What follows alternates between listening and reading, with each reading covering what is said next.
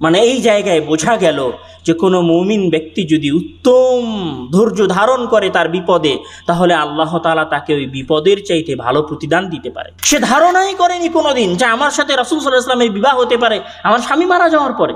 সে তার স্বামী মারা যাওয়াটাকে তার জীবনের সবচেয়ে বড় বিপদ হিসেবে মনে করেছে। সে মনে করেছে আর চাইতে ভালো ব্যক্তি আমি পেতেই পারি না, কিন্তু আল্লাহ তাআলা তাকে রাসূল সাল্লাল্লাহু আলাইহি ওয়াসাল্লাম দিয়ে দিয়েছেন। সম্মানিত উপস্থিতি, আজকে আমার সংক্ষিপ্ত জুমার খুতবার বিষয়বস্তু হচ্ছে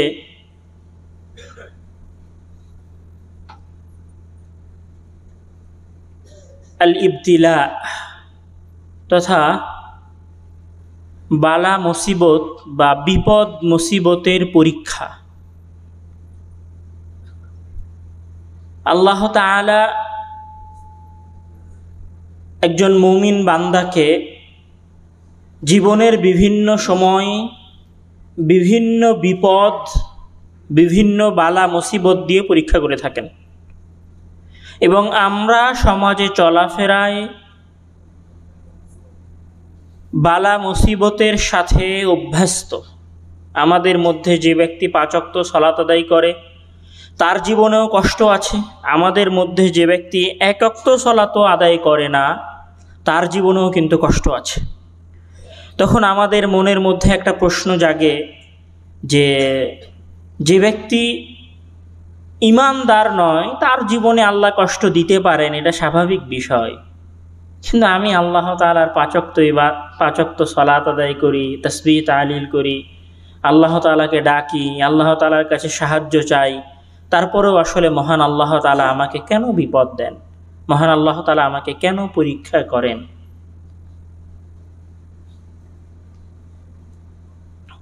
এই যে কেন পরীক্ষা করেন, এই কেন পরীক্ষা করেন, এই কেনর জবাবটাই মূলত আজকে আমরা আমাদের আলোচনায় খুঁজব। মহান আল্লাহ তাআলা তার পবিত্র কোরআনের মধ্যে বলছেন, আউযু বিল্লাহি মিনাশ শাইতানির রাজীম, বিসমিল্লাহির রহমানির রহিম, আলিফ লাম মিম, আহাসিবান নাসু আন ইউতরাকু আন ইয়াকুলু আমান্না ওয়া হুম লা ইফতানুন ওয়া লাকাদ ফাতান্নাল্লাযীনা মিন ক্বাবলিহিম ফালায়া'লামান্নাল্লাযীনা সাদাকু ওয়া লায়া'লামান্নাল কাযিবিন। আল্লাহ তাআলা শপথ করছেন বা চ্যালেঞ্জ ছুটছেন আলিফ লাম মিম বলে, তারপরে বলছেন আহাসিবান নাস, মানুষেরা কি মনে করে, আইয়ুতরাকু, যে তাদেরকে এমনি ছেড়ে দেওয়া হবে, আইয়াকুলু আমান্না, এটা বলার পরে যে আমি ঈমান এনেছি, আমি মুমিন, আমি ঈমান এনেছি, আমি মুমিন, আমি 5 ওয়াক্ত সালাত আদায় করি, এ কথা বলার পরে কি তাদেরকে এমনি ছেড়ে দেওয়া হবে? ওহুম লা ইফতানুন, আর তাদেরকে কোনো পরীক্ষাই করা হবে না, তাদের কোনো যাচাই বাছাই করা হবে না। ওয়ালাকাদ ফাতান্নাল্লাযীনা মিন ক্বাবলিহিম, নিশ্চয় আমরা তাদের যারা পূর্বপুরুষ ছিল, মানে তাদের আগের যারা ঈমানদার ব্যক্তি ছিল, তাদের আগের যারা মুহাদ্দিসিনে কিরাম ছিল, তাদের আগের যারা ফুকাহা ছিল, তাদের আগে যারা সাহাবায়ে কিরাম ছিল, এবং তাদের আগে যে সমস্ত নবী এবং রাসূলগণ ছিল, আমরা তাদের সকলকেই পরীক্ষা করেছি। সুতরাং আমি যদি তাদের পূর্ববর্তীদেরকে পরীক্ষা করে থাকি, তাহলে এখন তোমরা যারা দুনিয়ায় আছো আমি তোমাদেরকেও পরীক্ষা করব। পরীক্ষা মুমিনের জন্য সুনির্ধারিত একটা বিষয়। আল্লাহ তাআলা মুমিনকে পরীক্ষা করবেনই। বিপদ মুসিবতের 2টা ধরন আছে। বিপদ এবং মুসিবত যখন মুমিনের ওপরে আসে এবং মুমিন যখন সেটাতে ধৈর্য ধারণ করে, তখন সেটা হয় আল্লাহ তাআলার পক্ষ থেকে পরীক্ষা। আর যখন কোনো ব্যক্তির ওপরে বিপদ আসে, বালা মুসিবত আসে, এবং সে ধৈর্য ধারণ করে না, ধৈর্য ধারণ করতে পারে না, তখন সেটা হয়ে যায় শাস্তি। যখন একজন কাফের ব্যক্তির উপরে বালা মুসিবত আসে, তখন সেইটা হয়ে যায় তার জন্য শাস্তি। আর মুমিন ব্যক্তির উপরে যখন বালা মুসিবত আসে এবং সে ওই বালা মুসিবতের সাথে ধৈর্য ধারণ করে, তখন সেটা তার জন্য পরীক্ষা হয়, যেইটার সে বিনিময় পায়। রাসূল সাল্লাল্লাহু আলাইহি ওয়াসাল্লাম বলছেন, قال رسول الله صلى الله عليه وسلم عجبا لأمر المؤمن إن أمره كله له خير وليس ذلك لأحد إلا للمؤمن إن أصابته السراء شكر فكان خيرا له وإن أصابته الضراء فصبر فكان خيرا له رواه مسلم وعجبا لأمر المؤمن মুমিনের বিষয়টা একদম আশ্চর্যজনক যে মুমিন যদি সুখে শান্তিতে থাকে তো এইটাও তার জন্য একটা নেয়ামত। কেননা যে যখন সুখে শান্তিতে থাকে তখন সে আলহামদুলিল্লাহ ও শুকরুলিল্লাহ বলে মহান আল্লাহ তাআলার শুকরিয়া আদায় করে, শুকরিয়া সেজদা আদায়। মুমিন সুখে থাকলে আল্লাহ তাআলার তাসবিহ পাঠ করে, আর মুমিন যখন বিপদে থাকে, মুমিনের উপরে যখন বালা মুসিবত আসে ফাসাবারা তখন সে ধৈর্য ধারণ করে, আর এই ধৈর্য ধারণ করার জন্য সে আল্লাহ তাআলার কাছে প্রতিদান পায়। রাওয়াহু মুসলিম। মানে মুমিন যদি সুখে থাকে তাও তার জন্য ভালো, আর মুমিন যদি বিপদে থাকে আর বিপদের সাথে ধৈর্য ধারণ করে সেটাও তার জন্য ভালো। রাসূল সাল্লাল্লাহু আলাইহি ওয়াসাল্লাম বলছেন, আন উম্মে সালামা রাদিয়াল্লাহু তাআলা আনহু, বিপদে ধৈর্য ধারণ করার আসলে ফায়দাটা কি?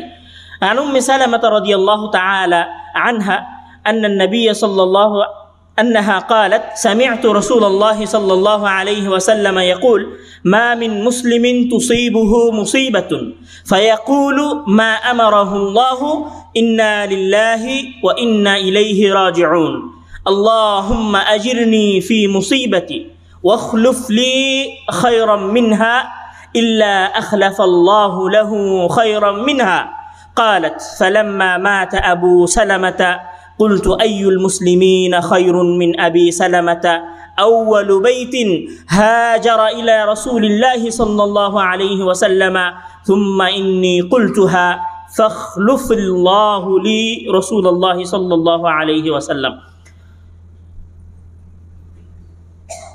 উম্মে সালামা রাদিয়াল্লাহু তাআলা আনহুতে বর্ণিত, তিনি বলেন রাসূল সাল্লাল্লাহু আলাইহি ওয়াসাল্লামকে আমি বলতে শুনেছি যে রাসূল সাল্লাল্লাহু আলাইহি ওয়াসাল্লাম বলেছেন যে তোমাদের কোনো ব্যক্তি যখন বিপদে পড়বে তখন সে যেন বলে ইন্না লিল্লাহি ওয়া ইন্না ইলাইহি রাজিউন, নিশ্চয় আমরা সবাই আল্লাহর জন্য, আমাদের যা কিছু আছে সব কিছু মূলত আল্লাহর, ওয়া ইন্না ইলাইহি রাজিউন, আর আমরা সবাই তার দিকে ফিরে যাব। এই কথাটা বলার পরে আরো কয়েকটা বাক্য তার সাথে যোগ করবে। কি বলবে? আল্লাহুম্মা আজিরনি ফি মুসিবাতি, হে আল্লাহ তুমি আমাকে এই বিপদের বিনিময়ে প্রতিদান দাও। ওখলুফ লি খায়রাম মিনহা, আর আমার উপরে যে বিপদ এসেছে এই বিপদের উত্তম কিছু তুমি আমাকে দান করো। এইটা উম্মে সালামা রাদিয়াল্লাহু তাআলা আনহা বলছেন যে আমি রাসূল সাল্লাল্লাহু আলাইহি ওয়াসাল্লামকে এটা বলতে শুনেছি যে কোনো ব্যক্তি যখন বিপদে পড়বে তখন সে যেন ইন্না লিল্লাহি ওয়া ইন্না ইলাইহি রাজিউন বলে, আর আল্লাহ তাআলার কাছে পরের দুইটা বাক্য বলে দোয়া করে। তো উম্মে সালামার স্বামী আবু সালামা যখন মারা গেলেন তখন উনি বলছেন যে তার স্বামী যখন মারা গেলেন তখন স্বামী মারা যাওয়ার পরে সে বলেছে ইন্না লিল্লাহি ওয়া ইন্না ইলাইহি রাজিউন। তো রাসূল সাল্লাল্লাহু আলাইহি ওয়াসাল্লাম ইন্না লিল্লাহি ওয়া ইন্না ইলাইহি রাজিউন বলার পরে একটা দোয়া পড়তে বলেছে। কি দোয়া? যে আল্লাহুম্মা আজিরনি ফি মুসিবাতি, হে আল্লাহ তুমি আমাকে এই বিপদের উত্তম প্রতিদান দাও। ওয়াখলুফ লি খায়রাম মিনহা, আর এই বিপদের চেয়ে ভালো কিছু তুমি আমাকে দান করো। এখন আবু সালামা তো মরে গেছে, তো উম্মে সালামা বলছে যে আইয়ুল মুসলিমিনা খায়রুম মিন আবি সালামা, আবু সালামার চেয়ে ভালো মুসলিম আর কে হতে পারে? তাহলে আল্লাহ তাআলা যে বলল যে আমাকে এই বিপদের একটা ভালো প্রতিদান দিবে, তো সবচেয়ে ভালো ব্যক্তি আবু সালামাই তো মারা গেল আমার স্বামী, সেইটার আর কি প্রতিদান হতে পারে? ওখলুফ লি খায়রাম মিনহা, এবং আল্লাহ তাআলা তার চাইতে কল্যাণ কিছু আমাকে চাইতে বলেছেন। আর আবু সালামা হচ্ছে সর্বপ্রথম ওই ব্যক্তি যে নিজে তার সপরিবারে রাসূল সাল্লাল্লাহু আলাইহি ওয়াসাল্লামের কাছে হিজরত করেছিলেন। তাহলে আবু সালামা মরে যাওয়ার পরে তো আমি আবু সালামার চাইতে ভালো ব্যক্তি পেতে পারি না। তারপরেও রাসূল সাল্লাল্লাহু আলাইহি ওয়াসাল্লাম যা বলেছেন আমি তাই বললাম। এখন আবু সালামা মারা যাওয়ার পরে রাসূল সাল্লাল্লাহু আলাইহি ওয়াসাল্লাম বিবাহ প্রস্তাব পাঠালেন উম্মে সালামার কাছে। উম্মে সালামা আগে ছিল আবু সালামার স্ত্রী, আর আবু সালামা মারা যাওয়ার পরে উম্মে সালামা হয়ে গেল কার স্ত্রী? রাসূল সাল্লাল্লাহু আলাইহি ওয়াসাল্লামের স্ত্রী। বুঝতে পারেননি মনে হয় যে আল্লাহ তাআলা বিপদের প্রতিদান তাকে কিভাবে দিল। তার স্বামী মারা গেল, তার স্বামী তার কাছে পৃথিবীর সবচেয়ে শ্রেষ্ঠ স্বামী, তো সে নিজে নিজেই বলছে যে আল্লাহ তাআলা তো সবচেয়ে উত্তম কিছু দেওয়ার ওয়াদা করেছেন, কিন্তু আমি যাকে হারিয়ে ফেলেছি সেই তো সর্বোত্তম, এর চাইতে ভালো কি আর হতে পারে যেটা আল্লাহ তাআলা আমাকে দিবেন। তো এটা উম্মে সালামার মাথায় ছিল না, যার চাইতেও ভালো কিছু আল্লাহ তাআলা আমাকে দিতে পারেন। সেটা হচ্ছে আবু সালামা মারা গেল, সে ধৈর্য ধারণ করলো, আর আবু সালামার জায়গায় তার স্বামী হিসেবে ফিরে আসলো কে? রাসূল সাল্লাল্লাহু আলাইহি ওয়াসাল্লাম। মানে এই জায়গায় বোঝা গেল যে কোনো মুমিন ব্যক্তি যদি উত্তম ধৈর্য ধারণ করে তার বিপদে, তাহলে আল্লাহ তাআলা তাকে ওই বিপদের চাইতে ভালো প্রতিদান দিতে পারে। সে ধারণাই করেনি কোনোদিন যে আমার সাথে রাসূল সাল্লাল্লাহু আলাইহি ওয়াসাল্লামের বিবাহ হতে পারে আমার স্বামী মারা যাওয়ার পরে। সে তার স্বামী মারা যাওয়াটাকে তার জীবনের সবচেয়ে বড় বিপদ হিসেবে মনে করেছে। সে মনে করেছে আর চাইতে ভালো ব্যক্তি আমি পেতেই পারি না, কিন্তু আল্লাহ তাআলা তাকে রাসূল সাল্লাল্লাহু আলাইহি ওয়াসাল্লাম দিয়ে দিয়েছেন। عن سعد بن أبي وقاص قلت يا رسول الله صلى الله عليه وسلم أي الناس أشد بلاء؟ قال الأنبياء ثم الأمثل فالأمثل يبتلى الرجل على حسب دينه فإن كان دينه صلبا اشتد بلاؤه وإن كان في دينه رقة ابتلاه الله على حسب دينه فما يبرح البلاء بالعبد حتى يمشي على الأرض وما عليه خطيئة। সাদ ইবনে আবি ওয়াক্কাস রাদিয়াল্লাহু তাআলা আনহু রাসূল সাল্লাল্লাহু আলাইহি ওয়াসাল্লামকে জিজ্ঞাসা করছেন, হে আল্লাহ, হে রাসূল সাল্লাল্লাহু আলাইহি ওয়াসাল্লাম, সবচেয়ে বেশি বিপদের সম্মুখীন কারা হয়? সবচেয়ে বিপদ কাদের উপরে বেশি আসে? তো রাসূল সাল্লাল্লাহু আলাইহি ওয়াসাল্লাম বলছেন আল আম্বিয়া, নবীগণ। তারপরে তো নবীগণের পরের স্তরে যারা থাকে তাদের উপরে সবচেয়ে বেশি বিপদ আসে, তারপরে যারা থাকে তাদের উপরে সবচেয়ে বেশি বিপদ আসে। তারপর রাসূল সাল্লাল্লাহু আলাইহি ওয়াসাল্লাম বলছেন ইবতালার রাজুলু আলা হাসাবি দীনিহি, প্রত্যেক ব্যক্তি তার দ্বীনের পরিমাপ অনুযায়ী বিপদের মুখোমুখি হয়। মানে যার ঈমান যত শক্তিশালী তার বিপদ তত কঠিন, আর যার বিপদ যত দুর্বল তার পরীক্ষা আল্লাহ তাআলা তত দুর্বল ভাবে নেন। তো এই পরীক্ষার ফায়দাটা কি? বলছে আল্লাহ তাআলা যখন মুমিন ব্যক্তি, কঠিন ঈমানদার ব্যক্তির যখন পরীক্ষা নেন, ফামা ইয়াবরাহুল বালাউ বিল আবদি, তো ওই বিপদ আসার পরে ওই মুমিন ব্যক্তির উপরে বিপদ নাজিল হয়, আর বিপদ নাজিল হতেই থাকে এবং সে বিপদের মুখোমুখি হতেই থাকে, এমনভাবে যে বিপদ তার সকল পাপ মিটিয়ে দেয়। হাত্তা ইয়ামশিয়া আলাল আরদি ওয়া মা আলাইহি খাতিআতুন, এমনকি সে জমিনের উপরে চলাফেরা করে আর তার কোনো পাপই থাকে না। মানে মুমিন ব্যক্তির ফায়দা হচ্ছে যে মুমিন ব্যক্তির পাপের মাধ্যমে, মুমিন ব্যক্তিকে দেওয়া বিপদের মাধ্যমে মহান আল্লাহ তাআলা মুমিন ব্যক্তির গুনাহ মাফ করে দেয়। ছোট বড় সকল ধরনের গুনাহ মহান আল্লাহ তাআলা মাফ করে দেয়। রাসূল সাল্লাল্লাহু আলাইহি ওয়াসাল্লাম আরও বলছেন, عن جابر رضي الله تعالى عنه قال قال رسول الله صلى الله عليه وسلم يود أهل العافية يوم القيامة حين يعطى أهل البلاء الثواب لو أن جلودهم كانت قرضت في الدنيا بالمقاريض। দুনিয়ায় যারা বিপদ মুক্ত ছিল, যাদের কোনো বিপদই ছিল না, সীমালঙ্ঘনকারীও ছিল, পাপকারীও ছিল, সলাতও পড়েনি, আর ওর ওপরে কোনো বিপদও আসেনি, ও যখন কিয়ামতের মাঠে দেখবে যে আমার আশেপাশে থাকা বিপদগ্রস্ত মানুষদেরকে মহান আল্লাহ তাআলা প্রচুর নেকি দিচ্ছেন আর তাদেরকে জান্নাতে দিয়ে দিচ্ছেন, তখন ওই বিপদহীন ব্যক্তিরা আফসোস করে বলবে, হায় যদি আমাদের দুনিয়ায় চাকু দিয়ে কেটে, আঁচড়া দিয়ে আমাদের শরীর ছিলে আমাদেরকে শাস্তি দেওয়া হতো। মানে আমরা ওই দুনিয়ার শাস্তির বিনিময়ে আজকে যদি এই আখিরাতে মহান আল্লাহ তাআলার পক্ষ থেকে কিছু নেকি পেতাম, আর সেই নেকির বিনিময়ে যদি জান্নাতে চলে যেতাম, তাহলে মানুষের আফসোস হবে যে বিপদে না পড়ার, বিপদের মুখোমুখি না হওয়ার। কোন দিন আফসোস হবে? কিয়ামতের দিন আফসোস হবে। রাসূল সাল্লাল্লাহু আলাইহি ওয়াসাল্লাম আরও বলছেন, ক্বালা ক্বালা রাসূলুল্লাহ সাল্লাল্লাহু আলাইহি ওয়াসাল্লাম, ইযা আরাদাল্লাহু বিআবদিহি খায়রান আজ্জালা লাহুল উকুবাতা ফিদ দুনিয়া ওয়া ইযা আরাদাল্লাহু বিআবদিহি শাররা আমসাকা আনহু বিযামবিহি হাত্তা ইউয়াফিয়া বিহি ইয়াউমাল কিয়ামাহ। যখন আল্লাহ তাআলা কোনো ব্যক্তির কল্যাণ কামনা করেন তখন আল্লাহ তাআলা দুনিয়াতেই তাকে পরীক্ষা করেন, তাকে শাস্তি দেন আর তার গুনাহ মাফ করে দেন। আর যখন আল্লাহ তাআলা কোনো ব্যক্তিকে জাহান্নামে দেওয়ার ইচ্ছা পোষণ করেন, তার কল্যাণ চান না, তখন আল্লাহ তাআলা তাকে দুনিয়াতে কোনো শাস্তি দেন না, যেন আখিরাতে তাকে পূর্ণরূপে শাস্তি দিতে পারে।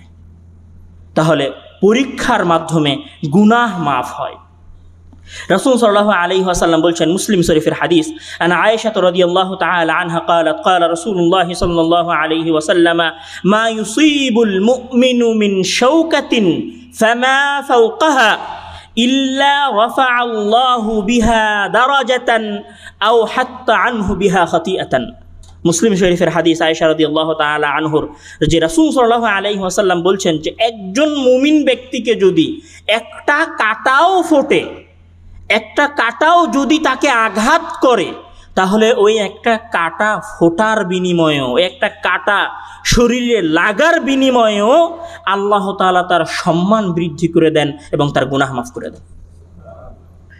রাসূল সাল্লাল্লাহু আলাইহি ওয়াসাল্লাম আরও বলছেন, আন আবি হুরায়রা রাদিয়াল্লাহু তাআলা আনহু قال قال رسول الله صلى الله عليه وسلم ما يزال البلاء بالمؤمن والمؤمنة في نفسه وولده وماله حتى يلقى الله تعالى وما عليه خطيئة।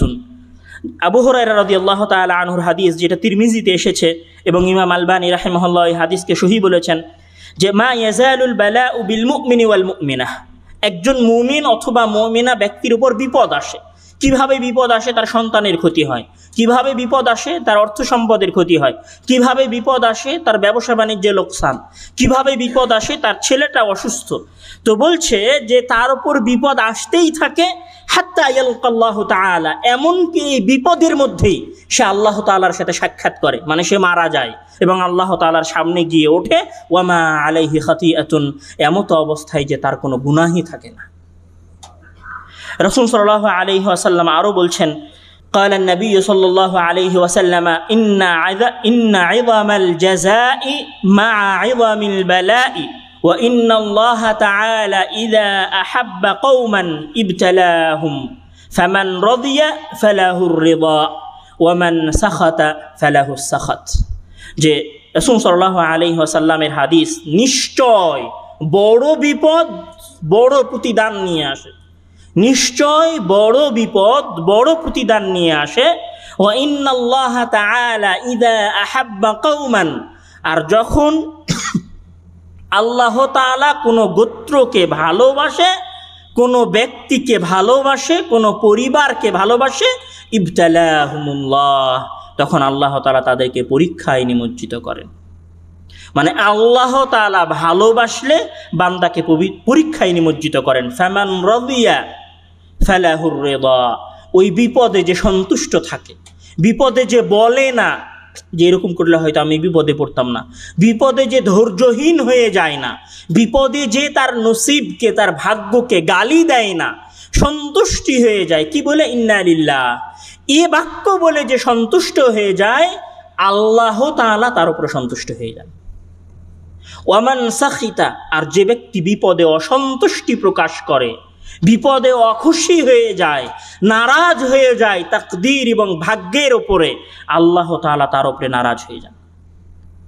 এখানে সহিহুল বুখারীর আরেকটা চমৎকার হাদিস আছে, আন আবি হুরায়রা রাদিয়াল্লাহু তাআলা আনহু আন্নান নবী সাল্লাল্লাহু আলাইহি ওয়াসাল্লাম قال ما يصيب المسلم من نسب ولا وسب ولا هم ولا حزن ولا أذى ولا غم حتى الشوكة يشاكها إلا كفر الله بها من خطاياه।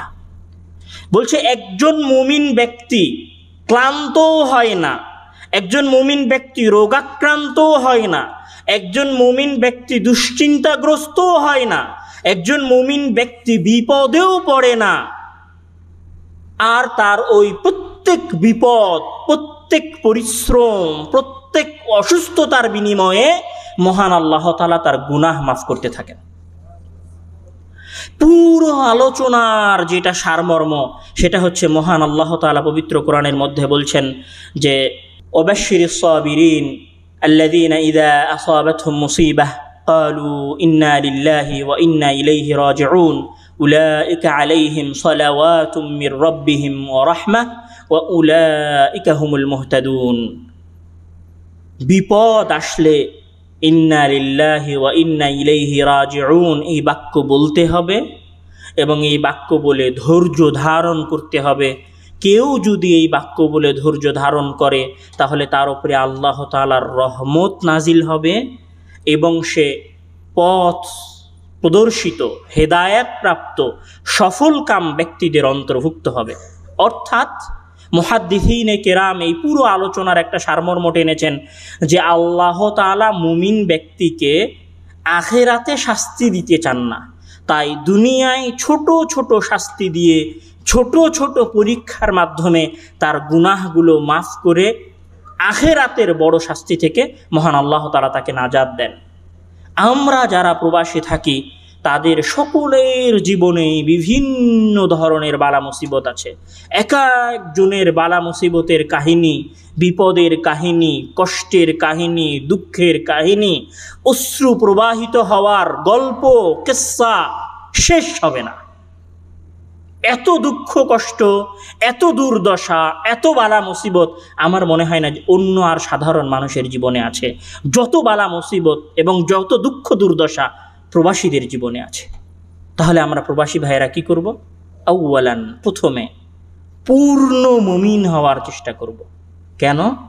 কেননা মুমিন হওয়ার পরে যদি বিপদ আসে তাহলে সেই বিপদের কি পাওয়া যাবে? নেকি পাওয়া যাবে, সেই বিপদের বিনিময়ে জান্নাত পাওয়া যাবে। 3, সেটা হচ্ছে বিপদ আসার পরে ইন্না লিল্লাহি ওয়া ইন্না ইলাইহি রাজিউন পড়তে হবে। ধৈর্যহীন হওয়া যাবে না, ধৈর্য ধরতে হবে। 3টা কথা। এক, যে আমরা প্রত্যেকেই মুমিন হওয়ার চেষ্টা করব। ধরেন আপনি টাকা পয়সা উপার্জন করেছিলেন, আপনার সব টাকা পয়সা আপনার পরিবার পরিজন সবাই লুট করে নিয়েছে, এটা আপনার জন্য একটা বিশাল বিপদ। আপনি মুমিন নন, 5 ওয়াক্ত সালাত আদায় করেন না, তাহলে এটা আপনার জন্য শাস্তি। এবং ওই 5 ওয়াক্ত সালাত না আদায় করার শাস্তি আবার আখিরাতেও পাবেন। কিন্তু ধরেন আপনি মুমিন, 5 ওয়াক্ত সালাত আদায় করেন, আপনার উপর বিশাল বিপদ এসেছে, এই বিপদের বিনিময়ে আপনি আল্লাহ তাআলার কাছে কি পাবেন? নেকি পাবেন। তাহলে আমাদের প্রথম দায়িত্ব হবে, আজকে যারা আমরা সবাই এই জুমার সালাতে উপস্থিত হয়েছি তাদের সকলের উদ্দেশ্যে উদাত্ত আহ্বান থাকবে, আমরা প্রথমে মুমিন হব। কিসের মাধ্যমে? 5 ওয়াক্ত সালাত আদায় করার মাধ্যমে। তারপরে বিপদ আসলে ধৈর্য ধারণ করব এবং বলবো যে ইন্না লিল্লাহি ওয়া ইন্না ইলাইহি রাজিউন। আর এই সকল কিছুর বিনিময়ে মহান আল্লাহ তাআলা আমাদেরকে জান্নাত দান করবেন। আল্লাহ তাআলা যেন আমাদেরকে আমাদের বিপদে ধৈর্য ধারণ করার তৌফিক দান করেন। আল্লাহুম্মা আমিন। ওয়া আখিরু দাওয়ানা আলহামদুলিল্লাহি রাব্বিল আলামিন।